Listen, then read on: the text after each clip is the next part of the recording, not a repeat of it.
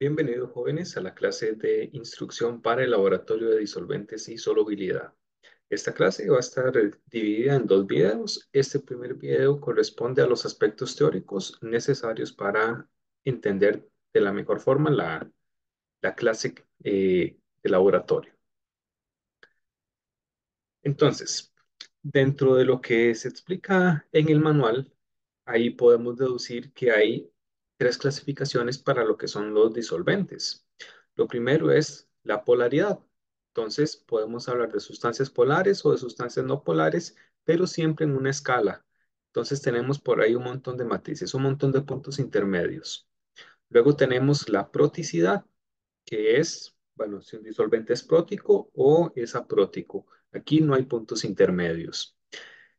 Estas dos características, polaridad y proticidad, son de las que se hablan principalmente en el manual o cómo se clasifican las sustancias.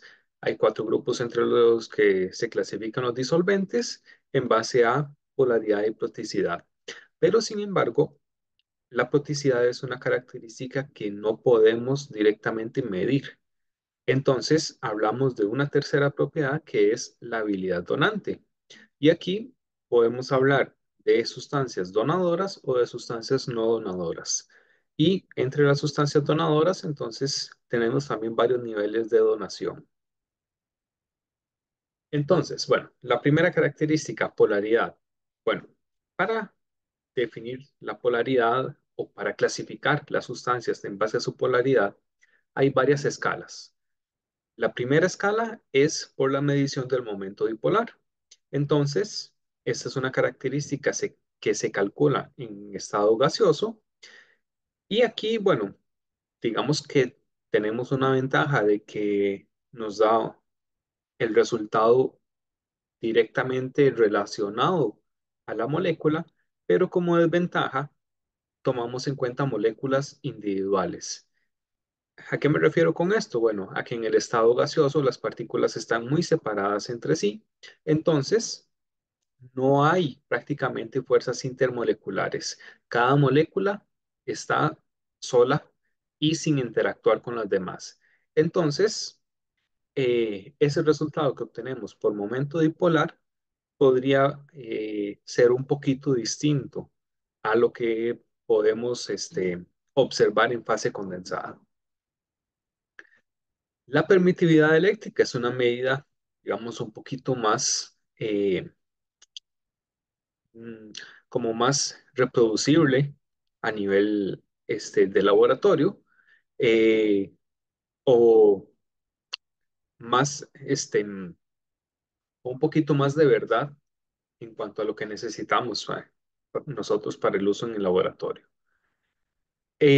La permitividad eléctrica se mide por la separación de cargas en un condensador. Entonces tenemos una placa con cargas positivas, en el otro extremo una placa con cargas negativas y separadas por líquido que va a actuar entre comillas como un aislante. Si la sustancia es polar, entonces va a ser un menor aislante y va a permitir este, una mayor interacción entre las cargas. Entonces, de aquí, bueno, tenemos como un valor de permitividad eléctrica de 1, la menor permitida eléctrica para lo que sería el vacío, que es el mejor aislante que tenemos. No hay prácticamente interacción entre las cargas. Y para disolventes polares, con muy buena eh, separación de cargas dentro de la molécula, por lo tanto tenemos una mejor conductividad o una mejor permitividad eléctrica. Entonces tenemos valores de epsilon de permitividad usualmente mayores a 15. Estos son escalas, bueno, numéricas que nos dan, digamos, valores con números, valga la redundancia, pero usualmente nosotros dentro de la química orgánica nos guiamos mucho por la parte experimental, por la parte de observar. Entonces, la serie alotrópica es tal vez para nosotros la que vamos a utilizar más o con la que vamos a familiarizarnos un poquito más. Y en esta serie alotrópica, bueno, es una clasificación básicamente por eh, digamos, experimental, de acuerdo a qué tanto poder de alusión tiene en una serie cromatográfica.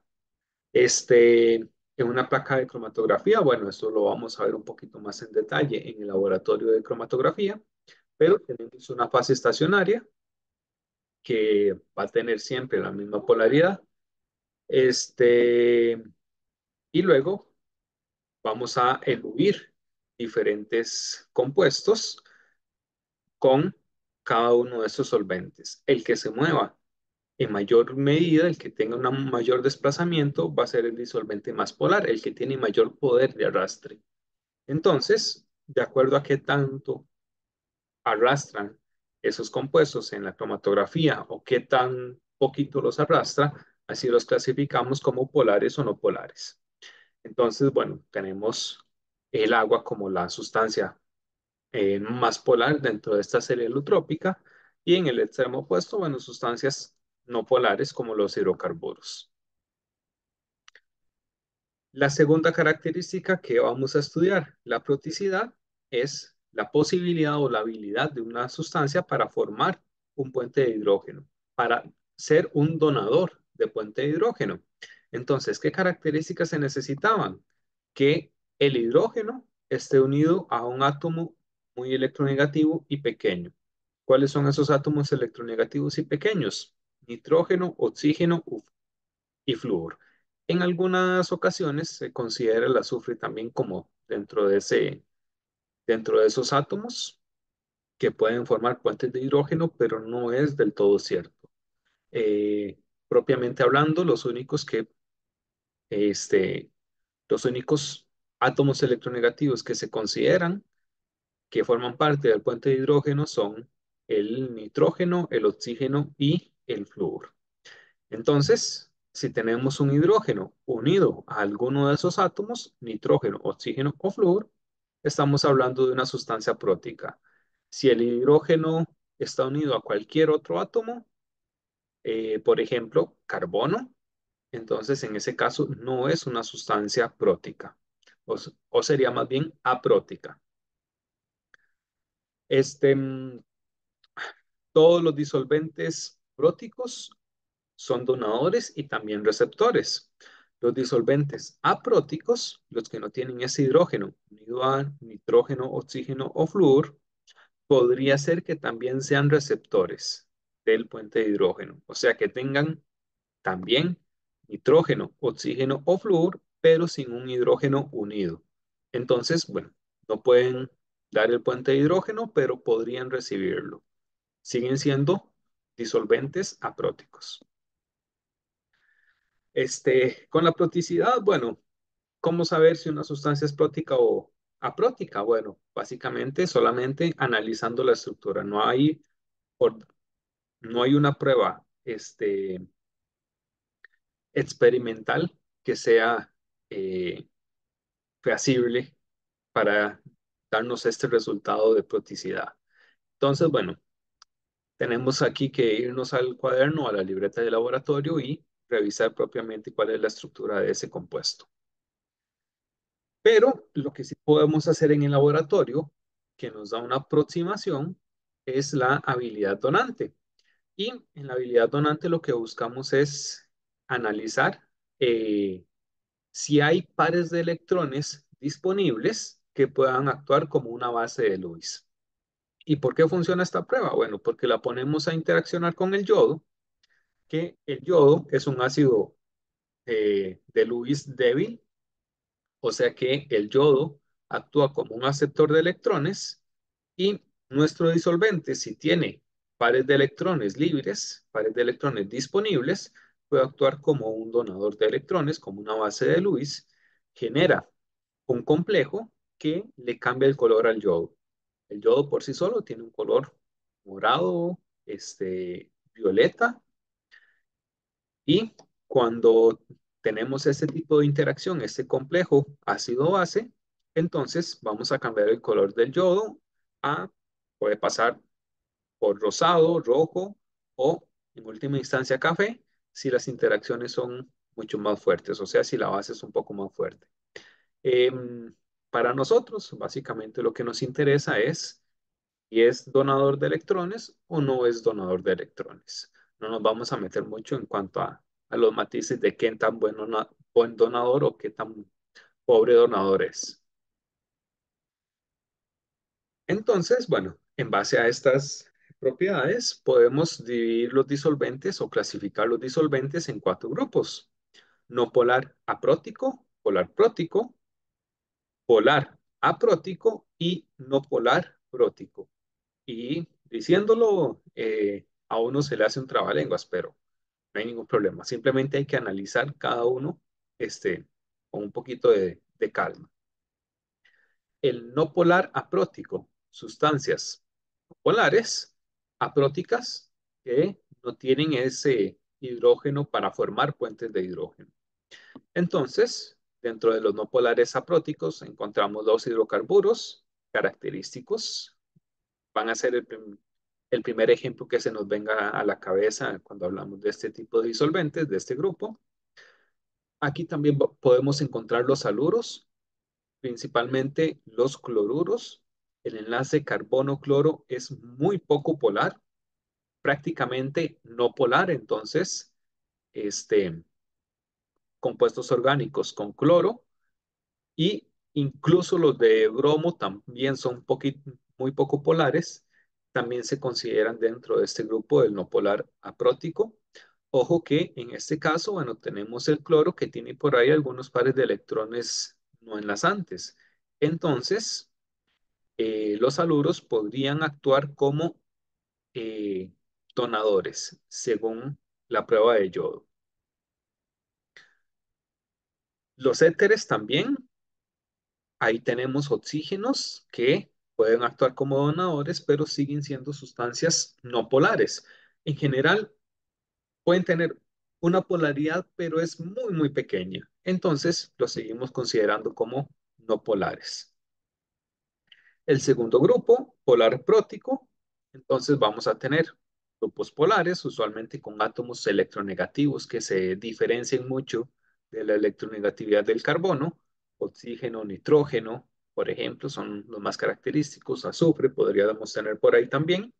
Y tenemos proticidad, o sea, hidrógeno unido a esos átomos electronegativos pequeños, a oxígeno, nitrógeno. Entonces, bueno, perdón, voy a volverme un momento. Dentro de los polares próticos, aminas, alcoholes son bastante característicos de encontrarlos acá en este grupo. Los polares apróticos, entonces tenemos también átomos que nos den una diferencia de electronegatividad y obtengamos por ahí la parte polar, pero sin tener el hidrógeno unido a los átomos de nitrógeno, oxígeno o flúor. Entonces, bueno, por aquí podemos tener cetonas, este, amidas, ésteres, y por ahí algunos otros más comunes de uso, digamos, como muy específico. Y el último grupo, el del no polar prótico, es el grupo tal vez que se puede confundir un poquito más. ¿Por qué? Porque tenemos la parte prótica. La parte prótica significa hidrógeno unido a un átomo electronegativo. O sea que aquí tenemos una cierta polaridad. Pero, ¿por qué este grupo, por qué existen sustancias que se pueden clasificar como no polares? Es simplemente por una competencia. Tenemos una parte polar y tenemos una parte no polar. En este tipo de disolventes, en este grupo, la parte no polar es la que tiene predominancia, es la que gana. Por ejemplo, en el fenol tenemos por aquí el alcohol, es polar, pero es pequeñito y tenemos todo el anillo aromático que es bastante grande. Entonces la sustancia se considera como no polar, a pesar de que tiene por ahí un grupo polar, pero es pequeñito.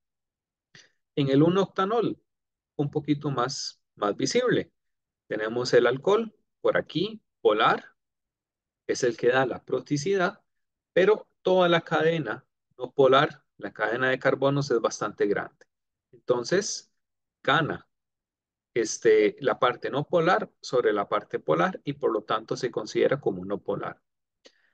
En el terbutanol sucede algo parecido. Tenemos una cadena que está ramificada, entonces me genera como un tipo de esfera no polar muy grande que contrarresta los efectos polares del grupo alcohol.